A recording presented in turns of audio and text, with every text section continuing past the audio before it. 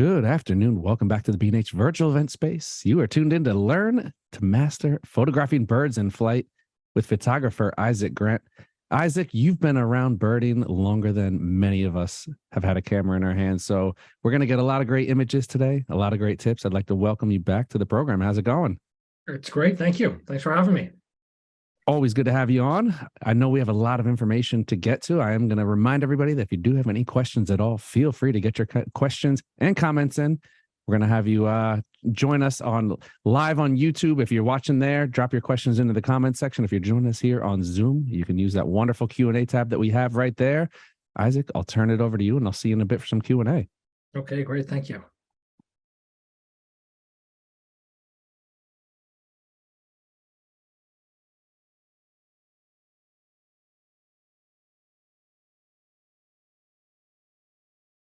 Okay, thanks for having me. Thanks for taking the time to join. I'm Isaac Grant. You can visit my website, Isaac Grant Photography.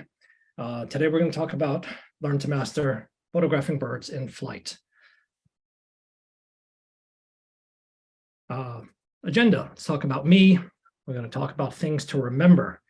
And then we're going to talk about the technical side, techniques, technical info, and then how to implement those best practices in the field. What we're not going to talk about is identifying birds. This is on you. You need to be able to see a bird. You need to be able to identify it. We're not going to talk about specific camera brands or lenses.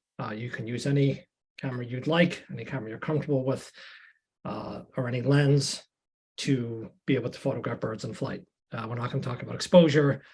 You'll have to work on that. Make sure you know how to do it. Make sure that you're comfortable with your camera. We're not going to talk about perch birds, except in relation to photographing them once they take off. What we are going to talk about is the technical side of bird in flight shooting. We're going to talk about techniques to lock on to fast-moving birds. I'm going to talk about preparing yourself in the field for action. I'm going to talk about the importance of wind direction and then putting it all together. A little bit about me. I'm married to my college sweetheart, Roxanne, father of 2 boys, Lathan and Ryan, and I've got a really sweet dog named Luna. I was raised by a birder. Quick story, my dad was a birder.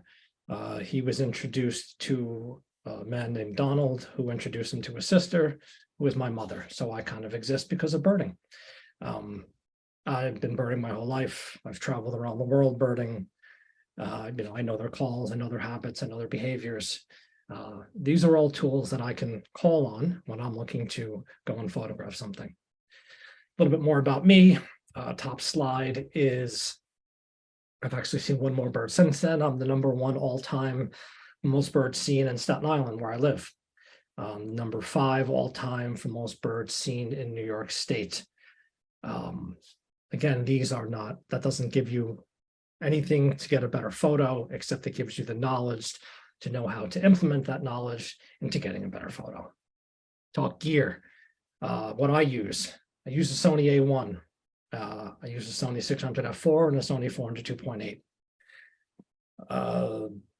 I can't say enough about the A1. It's small, it's fast, it's light. The autofocus is out of this world. To me, it's like science fiction compared to what I used to use. But any camera that you're comfortable with, certainly any camera brand out there is perfectly capable of taking fantastic birds in flight photos. This is just what for me is the best, what I'm comfortable with, and what I like to use. So I want to stress, photography is an art. And when we're taking birds in flight photos, we're still creating art.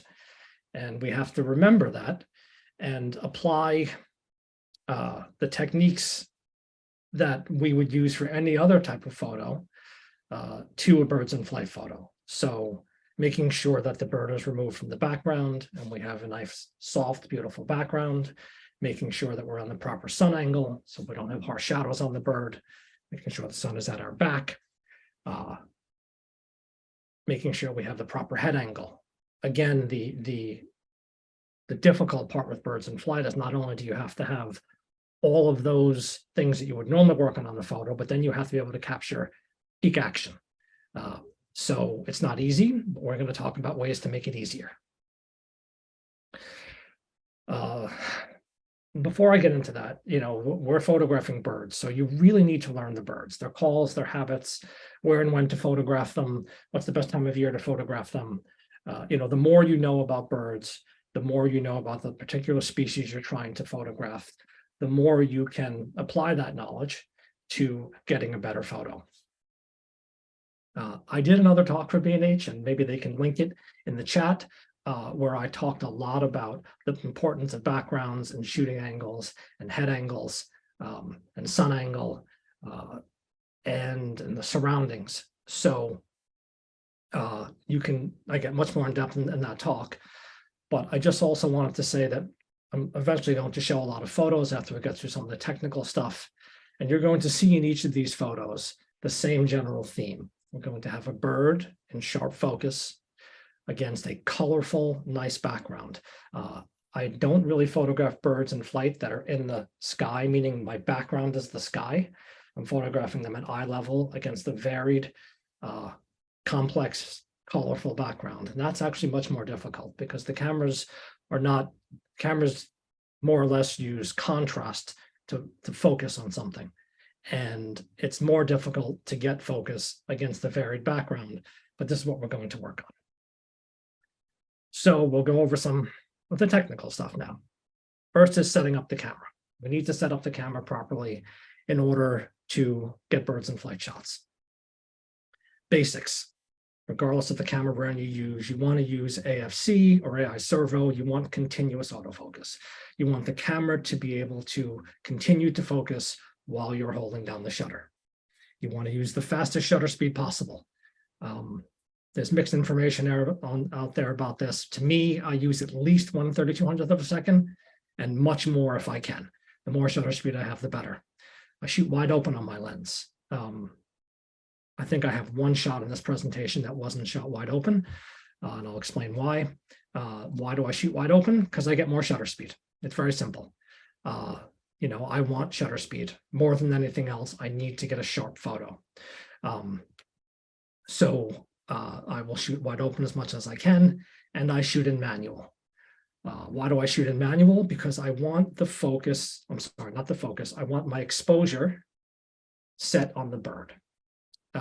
If you're using something like auto ISO and you're panning and you're at a background just lighter or darker, it's going to change based on the overall scene, not on the exposure on the bird.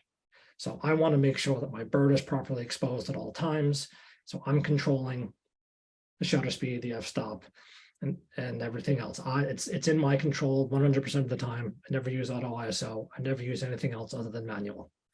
I use the fastest card possible. I highly, highly encourage people to use the fastest card that they can buy. It's very rare that you can run into buffer situations, but the A1, you can get about 150 shots off, and then it starts to buffer. So you want to be able to write as many images as you can before you hit that buffer. You never know when peak action will happen, when birds start fighting, when something is banking, when it's hunting, whatever is happening. You don't want to miss a photo because you were buffering. Lenses. I would say that use the longest lens that you can use that you're comfortable with, that you can handhold, not on a tripod. When you're doing birds in flight, you need to have mobility. You need to be able to pan. You need to be able to move quick. You need to be able to move up and down. You need to be able to move side to side. And whichever lens you can comfortably handhold is the one I encourage you to use. If you're using a zoom lens, like a 100 to 500 or a 200 to 600 type lens, though there is an advantage to those, because if it's somewhat difficult to acquire the bird in the frame, you can zoom out a little bit, find the bird, and then zoom in. If you're using a prime lens, then you've got to just be able to find it. But we'll get into some techniques for that. The other thing is, and you'll notice I typically have higher ISOs on my birds in flight shots. I'm not scared to push the ISO. I've spoken to people who've said things to me like, oh, well, I never go above 1250 ISO or 1600 because I have too much noise. If the point is to get a sharp photo of a bird flying, you need enough shutter speed to get the photo of the bird flying. You don't want to be limited by your ISO. the software is great if it's Topaz or DxO or Lightroom, whichever you're using. They really clean up the images very well, where you shouldn't be held back from getting a sharp photo because of your ISO. So I have a slide here for Sony, for Nikon, and for Canon. The most important part of this, I'm not going to get into each one of the settings. You can pause this or go back and rewatch it and pause it or take a screenshot. The most important thing is I have two back buttons set up with custom functions. One is set up for center zone. So on the A1, you can set up for the full center zone. If it's Nikon, you can use the wide area. I forget what it's called for Canon. I've got it on the slide. The point is, if I'm pointing my camera at a larger, slower bird that I can make sure I can keep squared up in the center of the frame, I can just at any point pull up that back button. I have my bird eye autofocus on. If you have a camera that doesn't have bird eye autofocus, and say you're using a Nikon D500 or a D850, I would be in group. Otherwise, if I'm using a mirrorless camera like the A1 or a Z8 or an R5, I would be in a zone as long as it's a bird that's large enough to keep centered. If it's a smaller, more erratic bird, like a swallow or a shorebird or something that's fast and flying around a lot, my other button that I have a custom function set for would be in all focus points. It's called wide on Sony. It's called auto area on Nikon. You want to be able to pull up, depending on exactly what you need at the moment, either a zone or the all focus points, and with your eye tracking on as long as you have it. So here's a quick slide for Nikon. Again, you can just pause if that's what you're using. Here's a slide for Canon. Same thing. We have it on whole area autofocus, which should be selecting the zone.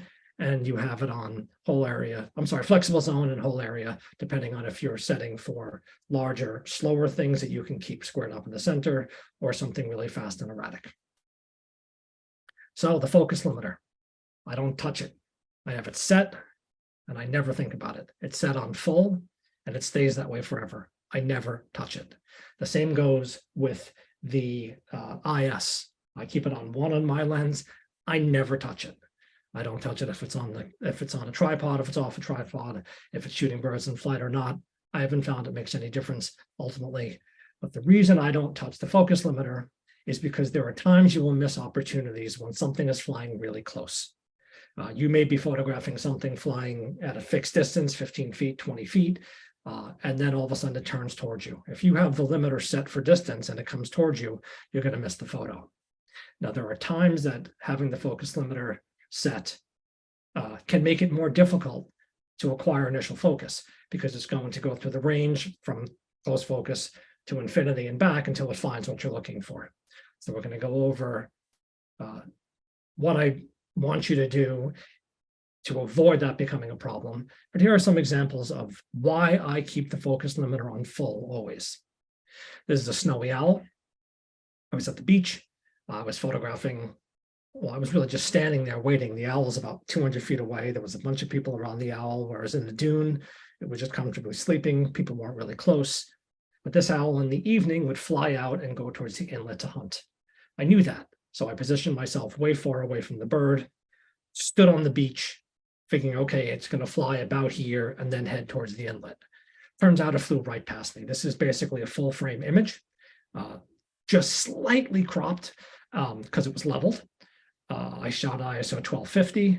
This was shot on a Nikon D850 in group. If I had my A1, I would have shot it on center zone. And big, slow bird flying down the beach, easy enough to square up and keep in the center of the frame. But this was so close that if I had the focus limiter set to far focus, I wouldn't have been able to focus on this bird. Again, shot wide open f5.6, shutter speed 1/4000. It's another situation. It's a black skimmer. I was photographing skimmers as the sun came up on the ground. If you've ever spent time photographing skimmers, they do a lot of yelling and screaming and clapping at each other. And so I was photographing that. And then I said, let me try to get some birds in flight backlit as the sun was coming up. And this bird picked up and flew right in my face. This was full frame, only cropped to square. I have the wings as well. But again, if I had that focus limiter set, I would have missed this photo. As I spoke about, I shot this wide open at 4. My ISO was 1600. My shutter speed was 1/5000th. Even though these birds are pretty big and pretty slow, when they're flying full speed directly into your face, you need shutter speed to freeze the action. So how you help yourself not lose shots because the focus limiter is set to full is by pre-focusing. Very important. What you want to do is figure out, anticipate the distance where the birds are going to be and focus on that distance so that when you lift the camera, it's already in the range, so you can then immediately snap into focus. So if you're waiting for a bird, a hawk or something to take off from a branch, just focus on that bird, focus on that branch, wait. If you're photographing shorebirds and they're coming in and landing on a sandbar, focus on that sandbar. If you're looking to photograph shorebirds that are flying by at the beach, focus on a wave or something at the distance where you anticipate them being, so that when you lift your camera, you already pretty much have the bird in the plane of focus, so that when you hit the shutter, you can lock on right away. It's very important that you continue to readjust as the distance that your bird is going to be changes. So I'm going to go over some examples of photos I was able to capture simply because I pre-focused. Here's a yellow-headed blackbird. I was in Utah. This was very close to sunset. This bird was feeding in tall grass. You couldn't see it. It would fly up, it would go into the grass, and then it would go maybe 20 or 30 feet further along, go back into the grass, and it was sort of following a pattern. So I realized if I put myself 20 feet past where it currently was, pre-focused on the distance where it was, as it burst out of the grass, because you didn't know when it was going to do it, because you couldn't see the bird, I would be able to just pick up the camera, be at the right distance, and lock onto it flying by. Again, very important, because if I needed to spend the time picking up the camera and then acquiring focus, I would have missed the opportunity. So by pre-focusing, it allows me to be right where I knew the bird was going to be, lock on focus. I'm wide open. I'm at f4. I'm going to continue to be wide open to get as much shutter speed as possible. I'm ISO 1600. My shutter speed was 1/5000th. I was very close to this bird. This is not a large crop. This was, bursting out of the grass, get on it quick, move on. Here's a greater scaup, photographed in the winter. I was in waders, standing in the ocean next to a jetty. There was a flock of them just sort of sitting in the water, mulling around, and I was hoping to get flight shots. I had pre-focused on exactly where the birds were, at the ones that I thought would fly, so that when they did fly, I, again, could be on the bird. You didn't know when they were going to fly. They would just sort of get to the ends of the jetty and sit there for 20 minutes, or they would just pick up and fly away and go feed. As the tide changed, they would go feed areas. So eventually all the birds that were there would go feed someplace else. So you had continued opportunities, provided you knew what they were going to do. And you were there because they were close, and it was a split second. They're landed, they take off. And I'm looking for the most dynamic pose. I'm looking for that powerful wings down pose. The bird's looking at me. I'm ISO 2000. This is very close to sunset. I'm wide open at 5.6 because I was shooting with a 600 and converter, and I had 1/4000 shutter speed. Now, more technical stuff. Practice panning. If you're shooting birds in flight, you have to make sure your focus limiter is the way you need it to be. You need to make sure you're pre-focused, and you need to be able to not only acquire the bird, but stay on the bird. So I always handhold. I mentioned this already. I'll say it again. What I do is I have my camera here. I'm going to step back for a second. I watch where the bird is. I move my body, not just my hands, and I move my body as the speed that the bird is going. And what you do is you continue to do that as you're lifting the camera, because when you're lifting the camera to photograph a bird in flight, you're not putting the camera where the bird is. Of course, you're anticipating where the bird is going to be. So you're moving your body as you're panning, and you continue at that same speed to lift it as you put the camera to your eye. So that when you put the camera to your eye, the bird is in the viewfinder. Now this takes practice. It's not easy. When once you've done it for a long time, it becomes easier, of course. Also, when I'm doing that, I sort of get like a little stance where I lower my knees a little bit to get a sort of powerful stance. I take my elbow, I put it into my side, so I have a steady base. I'm panning, moving my body, and lift the camera, continuing to pan in the same speed as I put the camera to my eye, so that the bird is there. Again, it takes some time. I would say don't get frustrated, because it comes. Like anything, the more you practice, the better you get at it. So I'm going to show some photos where our basic panning techniques and how they help me get the photo. Here's a glossy ibis taken at a local rookery in New Jersey. You're standing on an elevated area. The birds are right out in the open. You can see them coming from a mile away. So this was, pick up the camera, lock on, wait for them to come in, so that when they come in and bank to land, I'm on there. But you need to be able to follow them along, so that when the action that you want happens, you're ready. This was taken with a Nikon D850, shot in group. Again, if I had my A1, I would have shot that in center zone with IO focus on. I shot it wide open, 5.6. That was shot with the 500 PF, 1/3200th of a second. Slow bird, not very fast. Didn't need a ton of shutter speed. Here's another example, a white-rumped sandpiper. Now, if you know what a white-rumped sandpiper is, they're tiny and they're really fast. There was low tide. There was a sandbar exposed where I was. Birds were coming in to the edge of from where they were feeding. I'm sorry, it was high tide. They were coming in when their habitat was gone from the tide. They were coming and landing on a sandbar. So I positioned myself so I could follow the birds as they were coming in. And then as they were pulling up to land or banking to go around the sandbar, I'd be able to capture peak action. It's taken with the A1, F4. Again, I'm always wide open in these situations, or almost all wide open. 1250 shutter speed. I'm sorry, 1250 ISO, 6400 shutter speed. You need all the shutter speed you can get for small little fast birds like this. Can you get a sharp photo at a much slower shutter speed? Sure you can. I'd rather not risk it. If you have one or two close passes or something like that, for a difficult bird to photograph, I'm always going to make sure I have enough shutter speed. So where I want you to start, once you've gotten comfortable locking on to targets, you have your camera set the right way, you have your focus limiter set the right way, you can pick up the camera and have it in the bird in the viewfinder. It really helps to start with big, slow, easy birds.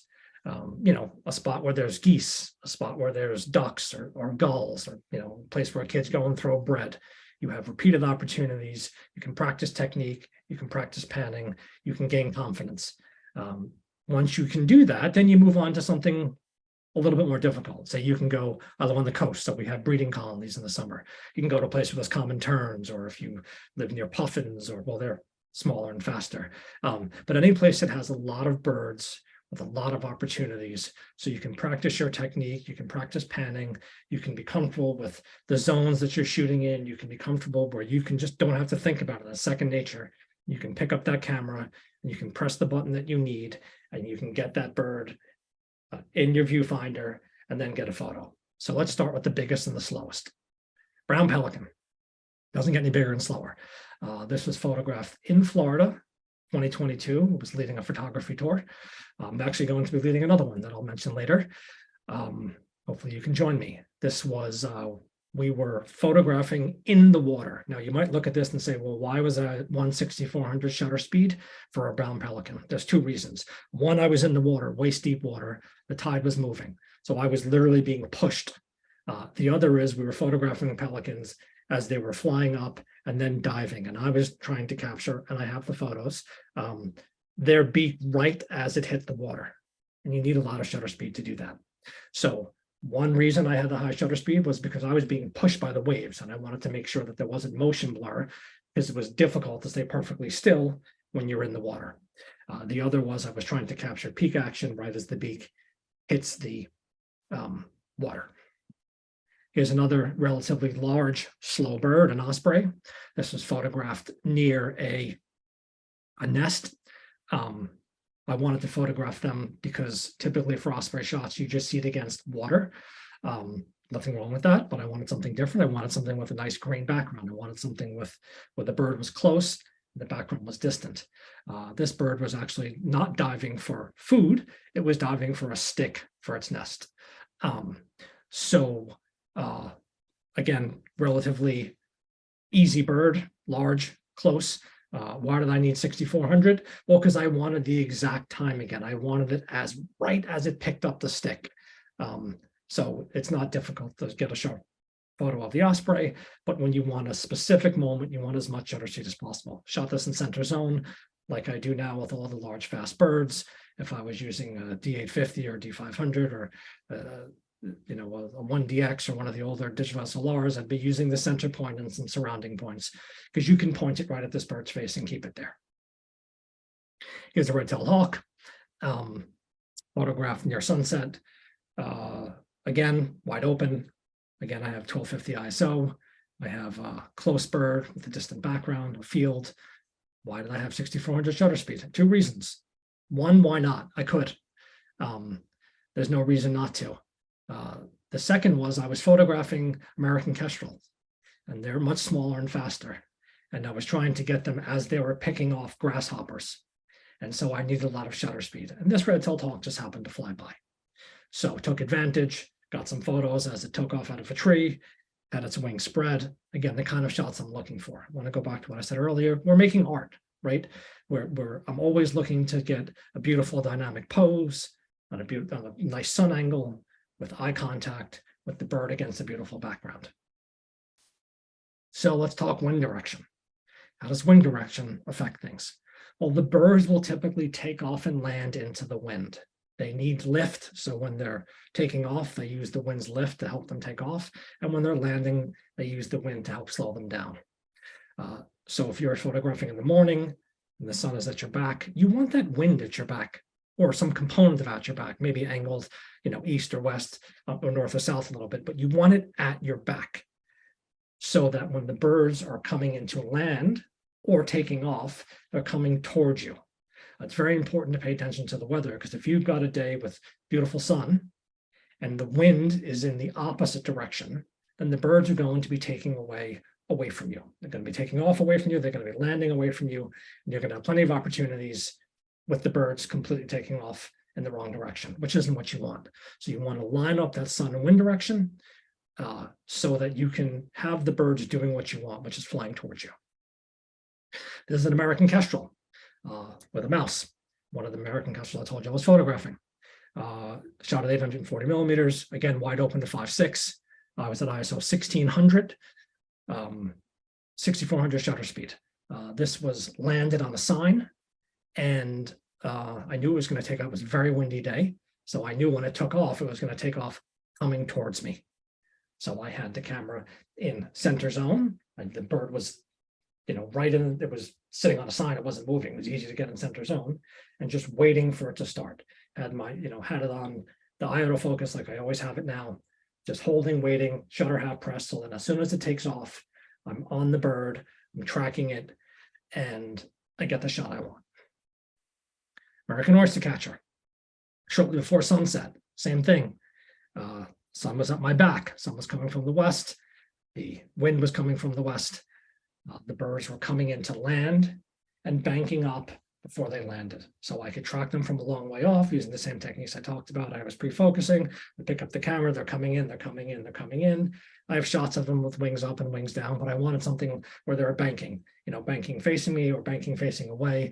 The more dynamic, the better. So as I am pretty much always, I'm wide open, 840 millimeters, 1/6400th of a second. This is full frame, only cropped to square. So this bird was very close. So even though they were a fairly large, slower shorebird, they were really close to me, and I wanted as much shutter speed as I could get. So I got it. Again, I had perfect golden light, I have beautiful image quality. The little bit higher ISO doesn't scare me. I want the shot. This is a snail kite photographed on my Florida tour in 2022, taken from an airboat. And we were sort of in a cove, and the bird was landed in a tree. And I knew when it We had a slight wind at our back, and I knew when it took off, it was going to take off towards us. So we positioned the boat so that we could be lined up straight with this bird.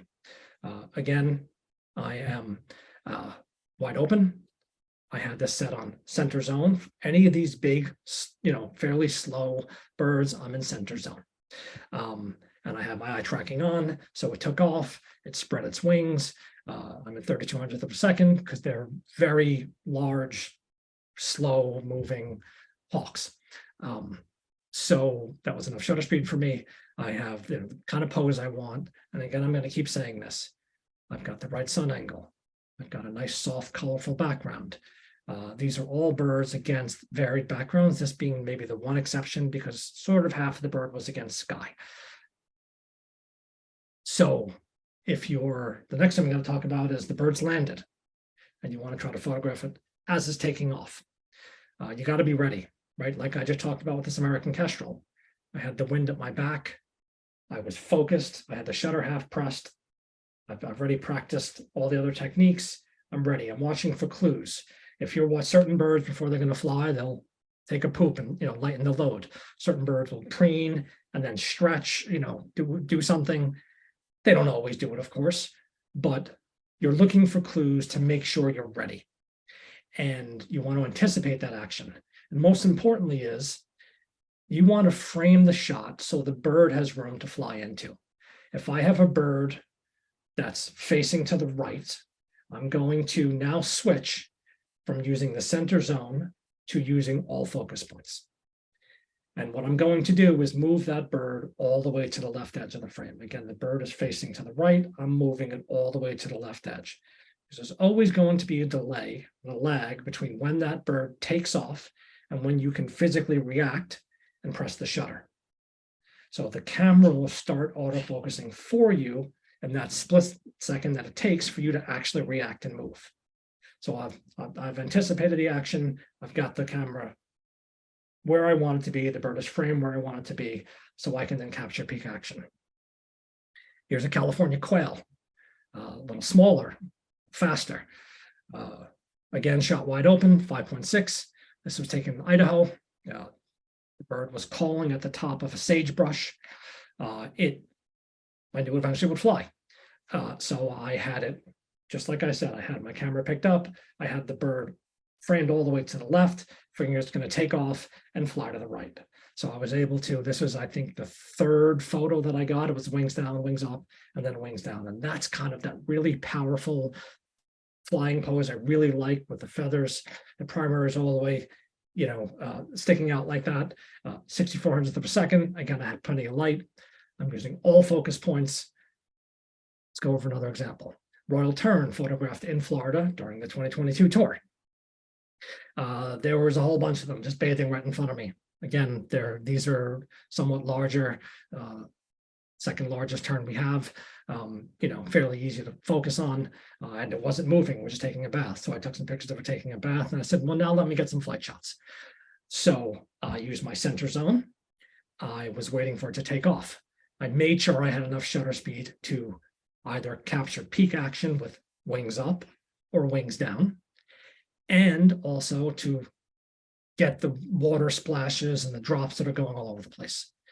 So wide open as usual, 5,000 shutter speed, ISO 1200. Here's a purple gallinule in flight. Not an easy bird to capture in flight. Not an easy bird to get against a clean background. Also photographed on my 2022 Florida tour. There was a patch of lily pads. There was open water and another patch. And the birds didn't want to be in the open water, so they were flying up to get from one side to the other. So I'm using all the techniques I've gone over. I was pre-focused. I used all focus points. I saw the bird get to the edge. I know it's going to take off, right? Because it didn't want to be in the open. So I have, in this case, the birds were going to the left. So I had the bird all the way on the right. I have all focus points. I had enough shutter speed, 4,000th of a second. I'm wide open. I was able to catch the bird as it flew across in the open. And I have photos of this bird with its wings forward, the wings backwards as it's landing. Here's a white-tailed ptarmigan photographed top of a mountain in Utah. The bird was, in this case, moving to the left. I'm sorry, it was moving to the right. It had gotten to a rocky area where there was sort of a depression where I figured it's probably going to fly because it didn't want to jump down. And so I made sure I had plenty of shutter speed, wide open at f4. I'm using all focus points because it was going to then take off from where it was and go to the right. So I framed so the bird was on the left edge. I had all focus points. I had my bird eye autofocus on. I'm wide open. I got plenty of shutter speed because I'm from New York City. Spent very little time at the top of a mountain in Utah, and I didn't want to miss. I had golden perfect light. I had, beautiful image quality at 1250 ISO. I'm never going to let that limit me. And I want the best shot possible. I want those wings forward. He's calling. He's looking right at me. It's exactly the kind of photo I'm looking to get.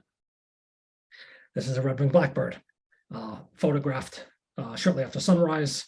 ISO was higher because the light wasn't that strong yet. The bird was flying back and forth from a tree line to a stick that was out in the marsh. It was very obvious where it was going to go to and come from. Position the bird at the right edge of the frame. I have all focus points. I had plenty of shutter speed, 1/5000th, again, to get that powerful downstroke pose that I'm looking for. Next situation here would be direct flight, right? As opposed to a takeoff shot, something that's just flying by. Got to pay attention. Got to make sure you're pre-focused, like we've talked about. If you're using a mirrorless camera, turn off sleep mode. Just leave the camera on. Put a couple extra batteries in your pocket, leave it on, because you don't want to have that lag from the time it takes to turn the camera on to pick it up. If the camera isn't awake when you pick it up, you may lose photos. So I don't want that. So if I know I'm just shooting flight shots, I turn sleep off, make sure I have an extra battery or two in my pocket, and I get to work. I'm waiting for that peak action. Here's a willet photographed shortly before sunset. Birds were flying up and down a creek in the salt marsh. And so I was tracking them as they were going along. And at this point, the bird thankfully banked, which is just what I wanted to do. But this is pick up, pre-focus to the creek, track the bird as it's flying by, the same technique, moving your body, anticipating where it's going to be. And then once you're on, staying on it, waiting for peak action. Here's a Florida scrub jay, photographed on my Florida tour in 2022. It was feeding on the ground, eating some kind of nuts. I don't know what those are, and flying back up into the trees, into the scrub. And it was pretty obvious where it was coming from and where it was going to. This is taken 600 millimeters. This is the one photo that I stopped down. I was at 5.6 because this again is just about full frame. The birds were right in front of us. I wanted a little more depth of field, and the background was the distant scrub, so I was fine with that. I had enough shutter speed, and I was able to track this bird. I used all focus points because they're smaller, they're faster, they're harder to keep centered up in the frame. In that case, I'm going to let the camera work for me. Here's the Wilson's phalarope, photographed in Utah, the Great Salt Lake. There's tens of thousands of them there. They're smaller, they're fast, they're hard to focus on. They're hard to keep in the frame. So in this case, I had really nice golden light. I wanted the photo of this bird against the lake was kind of dried up when I was there, against that kind of background. So I stood on an elevated rock wall and had a little bit of a higher shutter speed because I wanted to steady myself because I was standing sort of on an uneven rock wall, and also because I wanted to freeze peak action. All focus points, bird eye autofocus on. It's a green-winged teal, photographed shortly before sunset. The birds were going from one pond to another, and in between was a dried up pond, which is what this background is. So I was waiting for the birds to take off from one pond, tracking them as they went along until they got against the background that I wanted. That's when I fired away and let them go past. So the birds were flying along and then banking to get to this other pond. So 5.6 is wide open. I'm using all focus points at that point. These are really small and fast ducks, 1/4000 shutter speed. This is a black-necked stilt, getting photographed on my Florida tour in 2022. Relatively slow shorebird, wasn't really going too quick, just going from one spot to another. There's plenty of opportunities to photograph these birds in flight, but same thing. I saw where it was flying from. knew where it was going to because there were other stilts there already. So it just was able to track it as going along. In this case, I didn't want a wings up shot because I wanted to see all the beautiful iridescence on the stilt. So let's move on to the end, which is smaller, faster, and more erratic birds. These are the birds that are like tough, where shutter speed is critical. 4,000, 3,000 can work on occasion, but you want as much shutter speed as possible. I'm always using all focus points at that point. And I want to be on the lookout for an opportunity. You know, if you're photographing swallows, there's someplace where there's a lot of swallows where they're feeding, or they're coming to and from nest boxes, or you know, birds are flying to and from a feeder. Any sort of situation where you can get repeated opportunities is really going to help to capture these type of photos. So this is a tree swallow, photographed a little after sunrise. This is right, ISO 2000. I wanted as much speed as possible. This is not a large crop. I'm wide open at f4. I had 10,000th of a second. It really helped me get that full-on banking, looking right at me, the kind of pose I'm looking for. All focus points. These are all on all focus points, except this photo. This is Addis hummingbirds, photographed in Arizona. I was there in late October, early November. There are very few flowers. I was at a feeder, and I wanted to be able to capture the birds fighting because I just didn't want one bird by itself with no flowers around. I'm looking to make a beautiful photo. So it took me 3 sessions to get this photo where both birds were in the same plane of focus, both had good eye contact looking at me. Wide open, f4, 1/6400th of a second, ISO 2000. So this was the only one of these small and fast birds that I didn't have on all focus points, and it was because they were above a feeder. So I knew exactly where they were going to be, and it was easy to square up. Here's a rough-winged swallow. ISO 2500, it was early in the morning. Nice field background. Again, this is the common theme. I'm always looking for a beautiful subject and a beautiful soft blurred background. I'm wide open at f4, 1/6400th of a second. I'm using all focus points. I'm practicing. These birds are feeding over a pond and then coming and hunting over a field and then going back over the pond. So it's pretty easy to get on them from further away, track them as they're coming in, and then be able to get the photo that I wanted. Here's the barn swallow. This photo was taken with the D850 using all focus points. You can do it. You know, it's more difficult on an older digital SLR, but this is 9 frames a second. And just to mention, you always want to have as many frames a second as you can get, right? You're trying to capture peak action.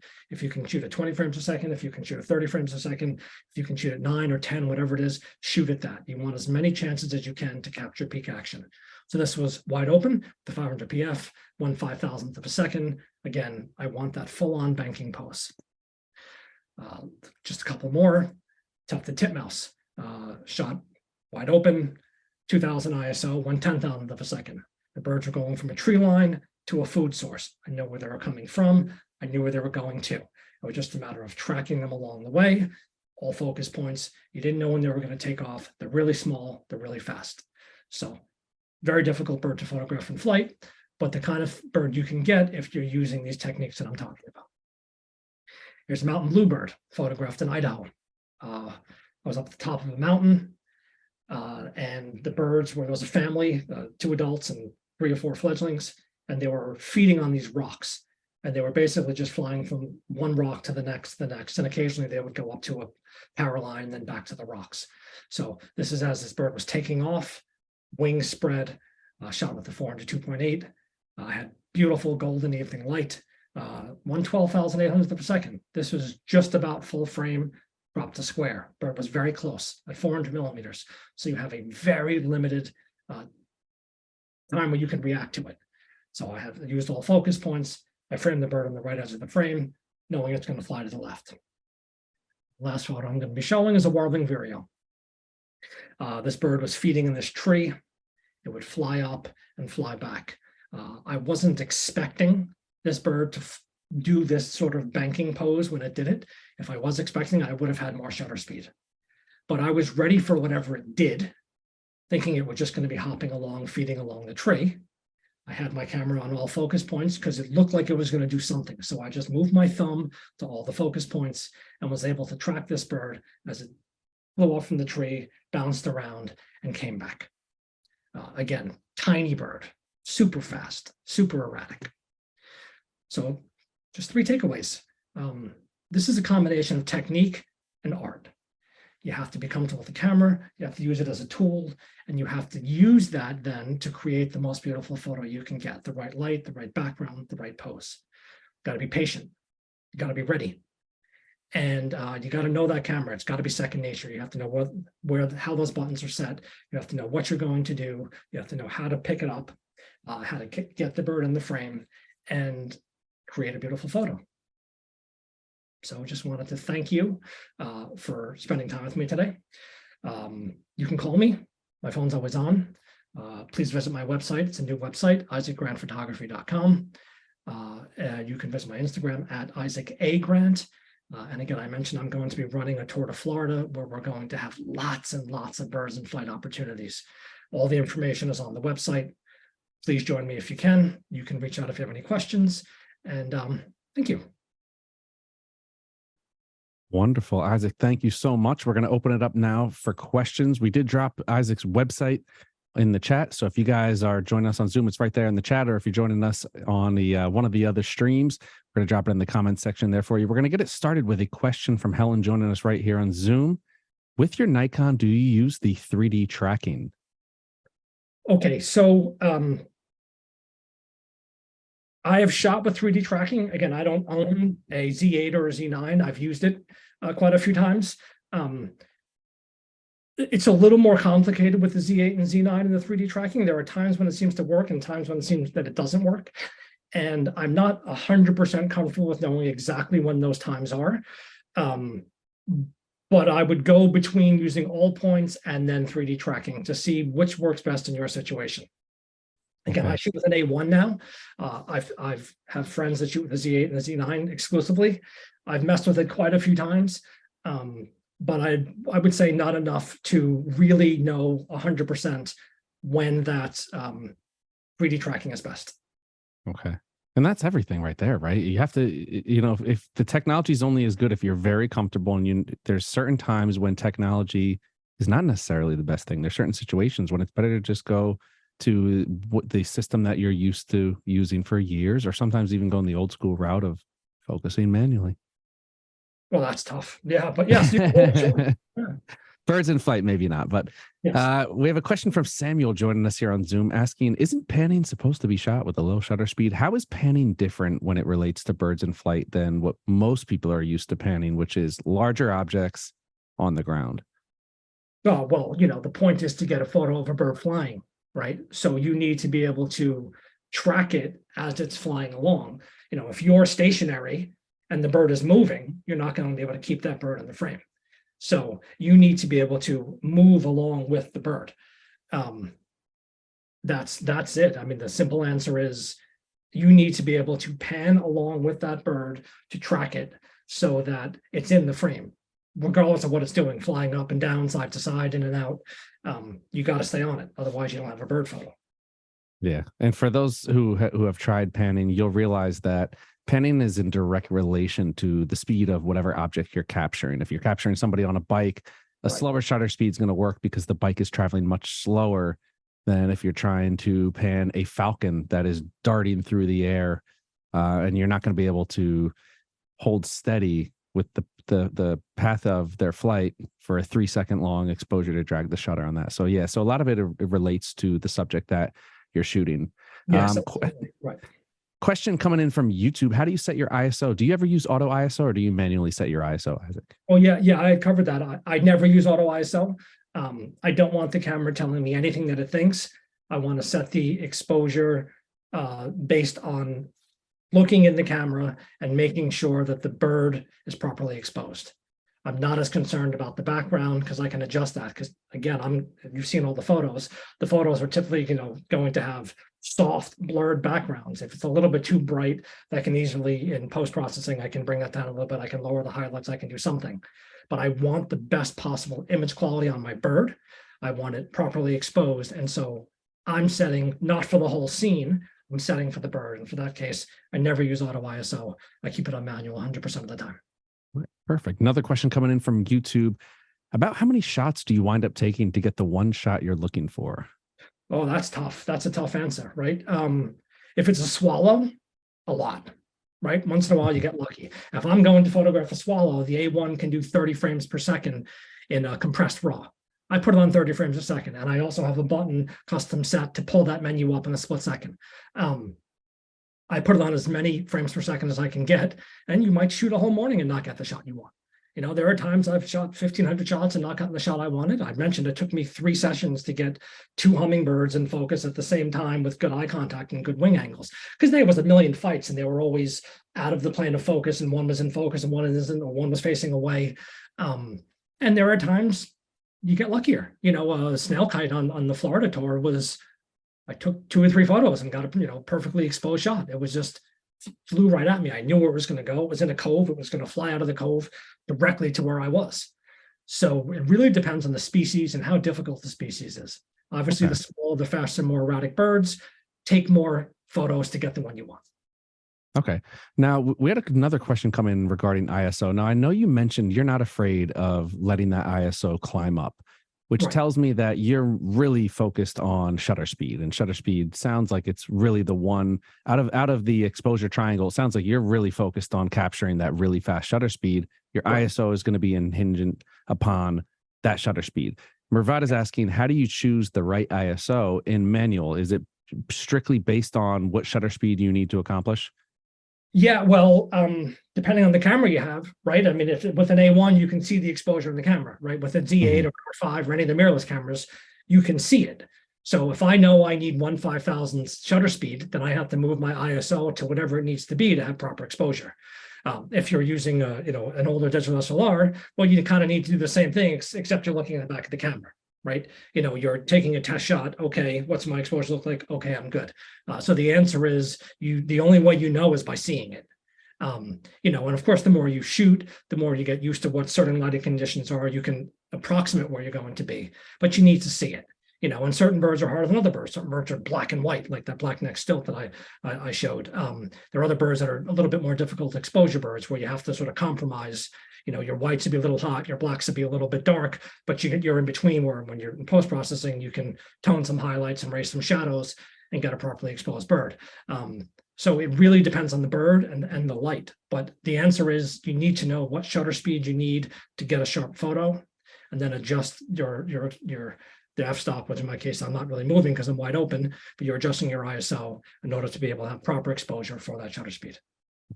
And Lisa here on Zoom is asking if you could please expand on how you pre-focus.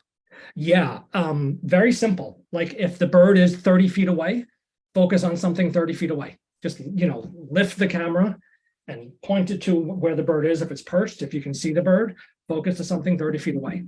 If the bird is 40 feet away or 50 feet away, focus about that distance. If you're standing on a cliff and trying to photograph a peregrine falcon, try to focus on something. You may not be able to focus on something 40 feet away where the bird's going to be, because there might just be sky or the ocean below.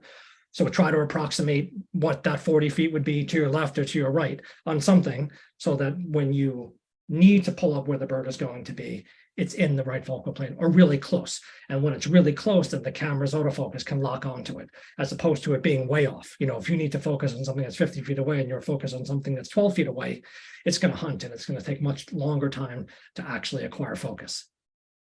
Perfect. Well, Isaac, I want to thank you. That does it for the questions there. A ton of information, some beautiful, beautiful images. We did drop Isaac's website there.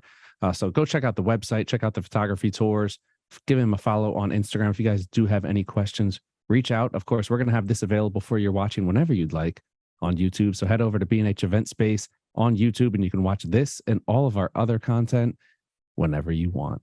Isaac, huge thank you to you for joining us once again, and to all of our viewers. As always, can't do it without you. We do it for you.